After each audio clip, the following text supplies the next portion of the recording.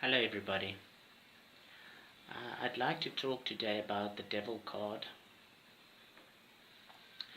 and I'll be using some other cards as a reference to try and get behind some of the meaning of the Devil card. Now, the topic for today, I think we do need a topic, would be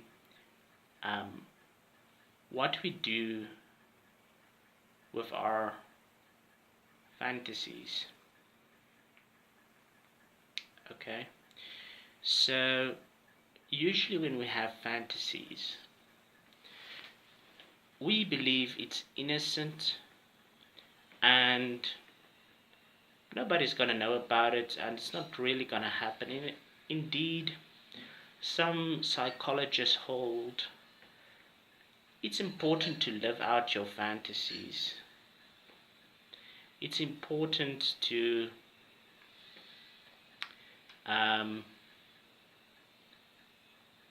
have fantasies because it somehow prevents you from actually going out and really do the things that you're fantasizing about. That may be true. I don't know, I'm not a psychologist, but somehow I suspect, with reference to the Devil card, now here's the Devil card.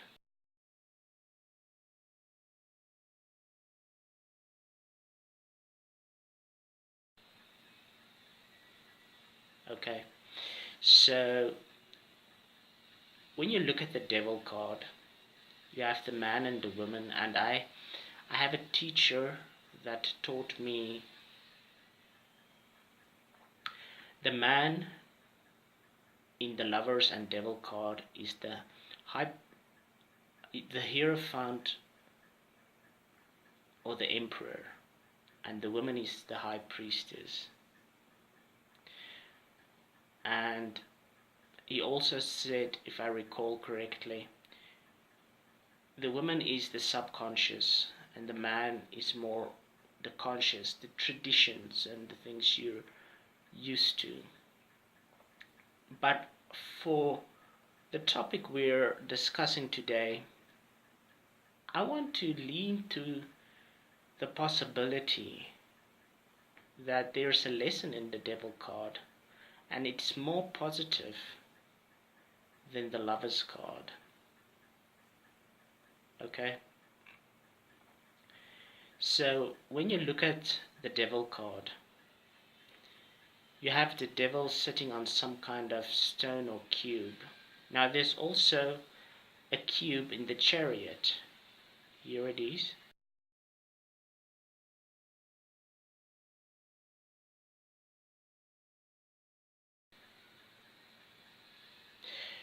But the cube represents structure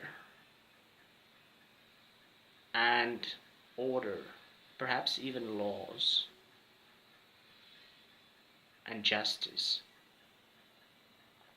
But can we assume that the devil sitting on the thing that looks like a cube in the Devil card, can we assume that's the devil's perch? Are we at the devil, or is the devil here by us? Because usually we don't descend into hell or whatever to find the devil. Traditionally, that kind of trouble or circumstances, it comes looking for us. So what I want to discuss is, and this is going to be a long video, I think. So now you have the devil, but where the woman in the Lover's card, there's the Lover's card.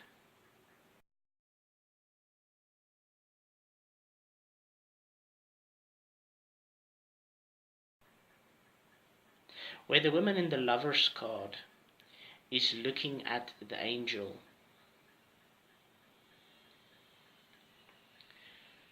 Um, in the devil card, she's looking at the reader, and I've always wondered if isn't there something behind the meaning of characters in the tarot that look at readers. I think I put this in one of my other videos as well. So I think when a character in the tarot card is looking at the reader, it's a sign of awareness. Whereas when they don't, they're too busy getting involved in their own things. But somehow a character in the tarot looking at me tells me that they're self-conscious. So now I'd like to know, has the woman in the devil card not learned a lesson from when she was in the lovers? Because in the beginning she took the advice of the angel. But let's just say for a moment that maybe the angel didn't give her good advice. Okay? Because if the high priestess, if the woman is your subconscious, then if your subconscious is taking counsel from anybody else, I don't have a good feeling about that, because people will always have their agendas. But in the devil card, the woman is looking at the reader with in the corner of her eye, her head is slightly turned or askance, and excuse me, she's also in the corner of her eye the man. And they say, okay, the chains are negative, but are the chains really negative? If the woman is the subconscious and the man is the conscious, what we know in our upbringing, our traditions, and so on, is it not a good thing that they're chained together? Because somehow in the lover's card it seems to me the man and the woman can easily wander away from one another. But if the subconscious and the conscious is chained together, maybe that's a good thing. Maybe that's the lesson in the devil card. It's to be connected to your conscious and your subconscious at the same time, and so on. So maybe the devil doesn't belong on that perch, that stone, that block. Maybe he's taking it over, and the high priestess, the women this time, have decided to ignore him, not to look at him, but look at the reader instead. So how do we train our subconscious? Is it good to have fantasies? And I'm asking myself, if you can do something in your mind when you're in a dream state, when you're watching TV, when you're playing TV games, when you're daydreaming, if you do that enough, eventually won't something go wrong when your mind is taken over somehow? You drink too much alcohol, you go into a psychosis, and then you start doing the things you fantasize about.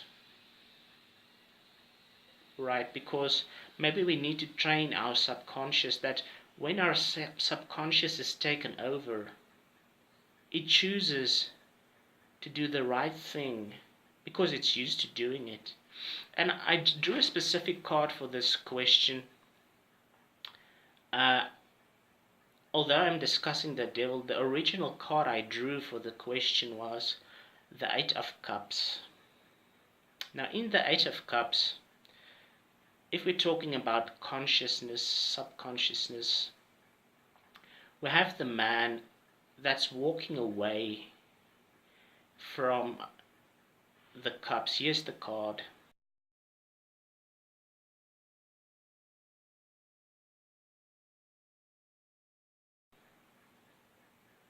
Okay. So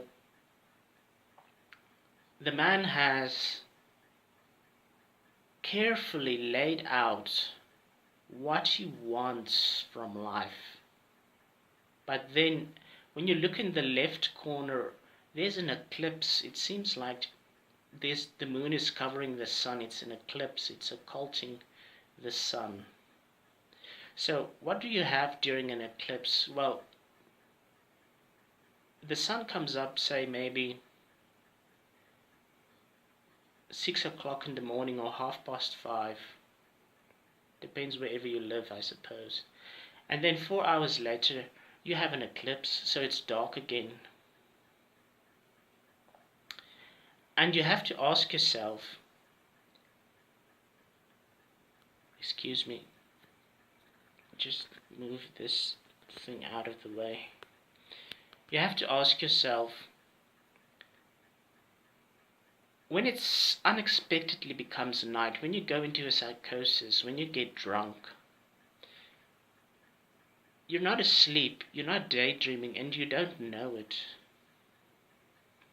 So you leave the structure the man has built all stacked out in the Eight of Cups, and you go wandering, because when you look at the card, it's a rough terrain, there are no houses, it's abandoned, it looks deserted.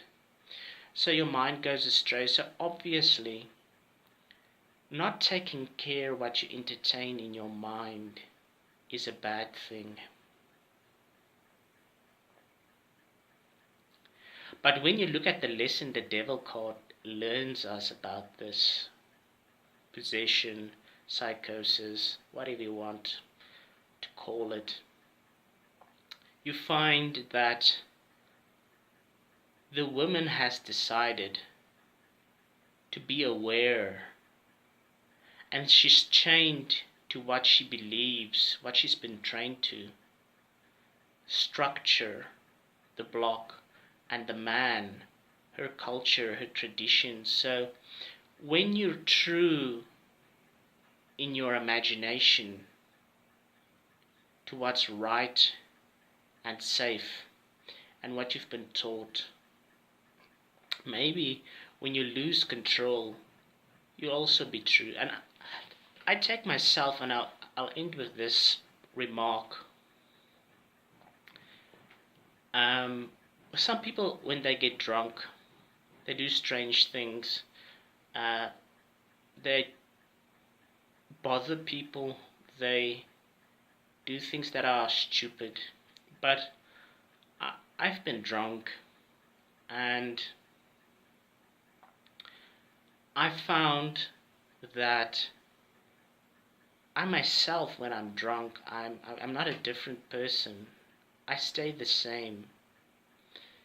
Maybe because I largely, and not completely I suppose, but largely, what's in my mind when I dream and when I have fantasies, I don't practice fantasy that's unhealthy. And I think that's the point here. So okay, that's it from me. Let's try and be faithful and prudent in our thoughts and fantasies as much as we are in reality. I think that's the lesson of the devil card, the other cards that are used to explain it, so that when you do lose control, you're still the same person. Okay, cheers.